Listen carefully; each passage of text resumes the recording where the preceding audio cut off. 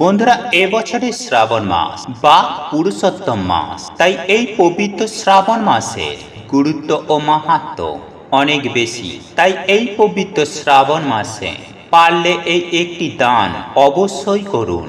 তাহলে আপনি যা দান করবেন, স্বয়ং দেবাদিদেব মহাদেবের আশীর্বাদে তার হাজার গুণা হয়ে আপনার কাছে ফিরে আসবে। হ্যাঁ বন্ধুরা, এই কলিযুগে দান ধর্মকেই সব থেকে মহৎ বলেই গণ্য করা হয়। আর দানের বিষয়ে এমনটা বলা হয় যে এটি এমন একটি কাজ যা না শুধু আমাদের ধর্মের সাথে যুক্ত করে, বরং জীবনের কঠিন থেকে কঠিনতর সমস্যা থেকে বের হতেও সাহায্য করে। বন্ধুরা, স্বাস্থ্যের বিধিবিধান অনুসারে কোনো ব্যক্তির আয়ু রক্ষা ও তার সুস্থতার জন্য দানকে খুবই মহত্বপূর্ণ বলে গণ্য করা হয়েছে। বিশেষ করে পবিত্র শিব পুরাণে এমন বিশেষ 6টি জিনিসের দান করার কথা বলা হয়েছে, যার মধ্য থেকে কোনো একটি দ্রব্য আপনি যদি এই পবিত্র শ্রাবণ মাসে দান করতে পারেন, তাহলে আপনার যেমনই দুর্ভাগ্য হোক না কেন তা নির্মূল হয়ে যাবে।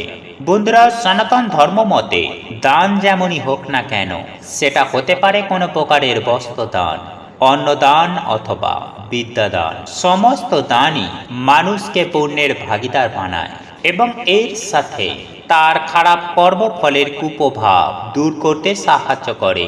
তাই বন্ধুরা, এই 6টি জিনিসের মধ্যে কোনো একটি দ্রব্য পারলেই শ্রাবণের এই মাসে আপনি দান করার চেষ্টা করুন। দেখবেন আপনার জীবনে যে প্রকার সমস্যাই হোক না কেন, সেই সমস্যা দূর করতে সাহায্য করবে আপনার এই দান।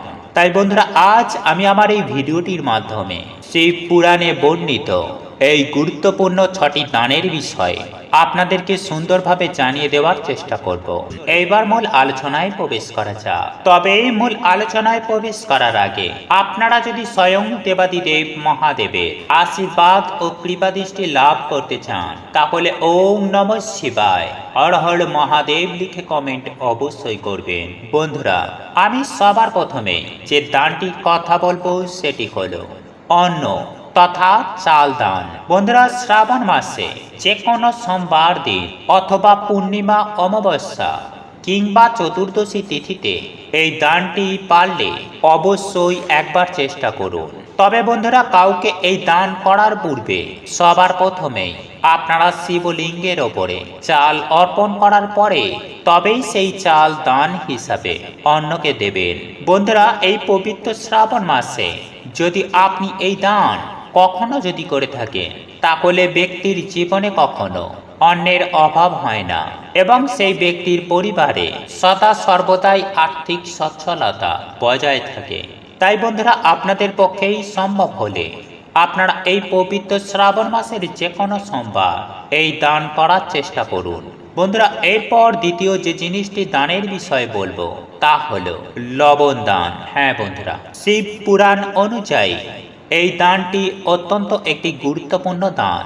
বন্ধুরা, আমাদের শাস্ত্র অনুসারে সর্বশ্রেষ্ঠ দানের মধ্যেও গণ্য করা হয়, কারণ এই দানের মাধ্যমে সেই ব্যক্তির শত্রু নাশ এবং নেতিবাচক সমস্ত কিছু বিষয় দূরীভূত হয়।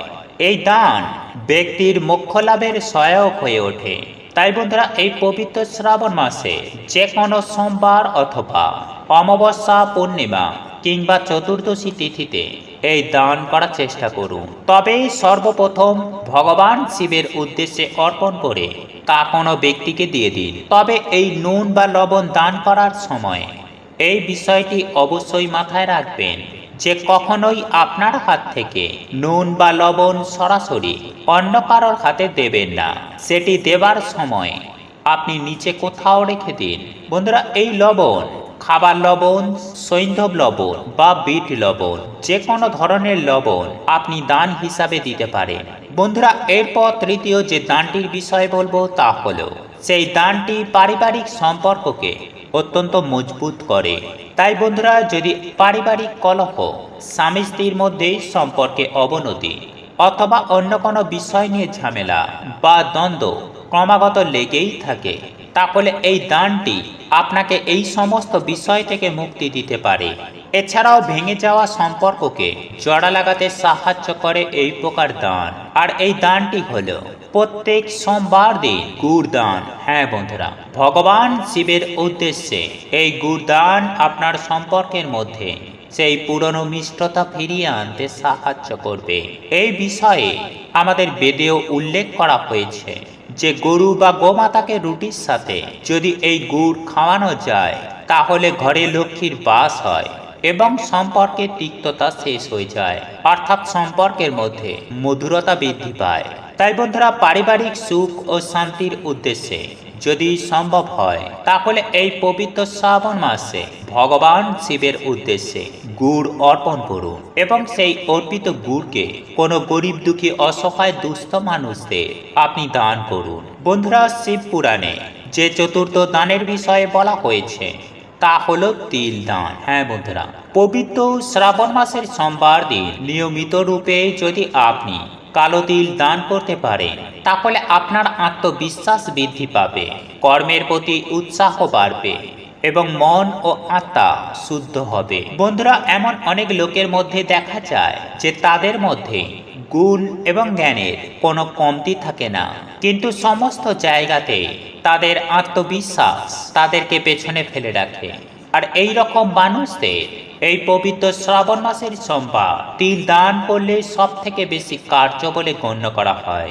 কারণ বন্ধুরা, তিলের মধ্যে যদি কেউ কালো তিল শ্রাবণ সোমবার অথবা শ্রাবণ শনিবার দিন দান করেন তাহলে সেটি সব থেকে বেশি ফলদায়ক হয়ে ওঠে। বন্ধুরা, পঞ্চম যে দানের বিষয়ে বলা হয়েছে সেটি হলো ঘি দান। বন্ধুরা, এই ঘি দানের বিষয়ে শিব পুরাণে বলা হয়েছে যদি আপনার ঘরে কেউ দীর্ঘদিন ধরে অসুস্থ থাকে এবং হঠাৎ করে কেউ যদি বারবার অসুস্থ হয়ে পড়ে তাহলে সেই ব্যক্তির দ্বারা স্পর্শ করিয়ে যদি এই পবিত্র শ্রাবণ মাসে ঘি দান করা হয় তাহলে ওই ব্যক্তির সুস্থতায় নিশ্চিত রূপেই পরিবর্তন আসবে। তবে এই ঘি যদি গরুর খাঁটি দুধ দিয়ে তৈরি করা হয় তাহলে সেটি সব থেকে শুভ বলে গণ্য করা হয়। বন্ধুরা, শিব পুরাণে সর্বশেষ যে দানের বিষয়ে বলা হয়েছে সেটি হলো বস্ত্র দান। হ্যাঁ বন্ধুরা, কোনো বস্ত্র যার খুবই বস্ত্রের প্রয়োজন এমন কোনো ব্যক্তিকে যদি আপনার পক্ষে বস্ত্র দান করা সম্ভব হয় তাহলে সেই ব্যক্তির আয়ু বৃদ্ধি হয় এবং সেই ব্যক্তির জীবনে নিয়ে আসে অপার সুখ, শান্তি, সমৃদ্ধি, ঐশ্বর্য। হ্যাঁ বন্ধুরা, যদি কেউ নিয়মিত রূপে অসুস্থ হয় অথবা যে ব্যক্তি যে রোগ নিয়ে আশঙ্কা রয়েছে তাহলে তার দ্বারা এই দান তার স্বাস্থ্যে পজিটিভ প্রভাব পড়বে। তবে বন্ধুরা, আপনি যে বস্ত্র দুস্থ অসহায় মানুষের উদ্দেশ্যে দান করছেন সেই বস্ত্র যেন ছেঁড়া ফাটা বা একেবারে পুরনো বস্ত্র যাতে না হয় সেই দিকে লক্ষ্য রাখবেন এবং চেষ্টা করবেন আপনার সাধ্য ও সামর্থ্য অনুযায়ী কোনো নতুন বস্ত্র দান করতে। বন্ধুরা, এর পাশাপাশি আপনারা বিশেষ পরিস্থিতির সাথে অথবা কোনো গ্রহ দোষ দূর করতে তাহলে কোনো ধাতু বা বিশেষ কোনো দ্রব্যের দানের বিষয়েও শাস্ত্রে উল্লেখ রয়েছে। তবে এই বিষয়গুলি নিয়ে পরবর্তী কোনো ভিডিওতে আপনাদেরকে জানিয়ে দেব। আশা করি বন্ধুরা এই ভিডিওটি আপনাদেরকে সমৃদ্ধ করেছে। আর এই ভিডিওটি দেখে যদি আপনি উপকৃত হয়ে থাকেন তাহলে ভিডিওটি একটি লাইক করে শেয়ার অবশ্যই করবেন। মনে রাখবেন, ভালো জিনিস শেয়ার করাটাও একটা ভালো কাজ। ঈশ্বর বা ভগবান আপনারা ভালো করবে। বন্ধুরা, আপনাদের এই ভিডিওটি যদি পছন্দ হয়ে থাকে তাহলে ভিডিওটি লাইক করুন, কমেন্ট করুন এবং বন্ধুদের সাথে শেয়ার অবশ্যই করুন। মনে রাখবেন, আপনার একটি শেয়ার অনেক মানুষকে উপকৃত করতে পারে। এবং আপনি যদি নতুন হয়ে থাকেন তাহলে চ্যানেলটি অবশ্যই সাবস্ক্রাইব করবেন এবং পাশে থাকা নোটিফিকেশন বেল আইকনটি ক্লিক করবেন এইরূপ নিত্য নতুন ভিডিও সবার আগে দেখার জন্য। ঈশ্বর আপনার মঙ্গল করুক। আপনি সুস্থ থাকুন, ভালো থাকুন।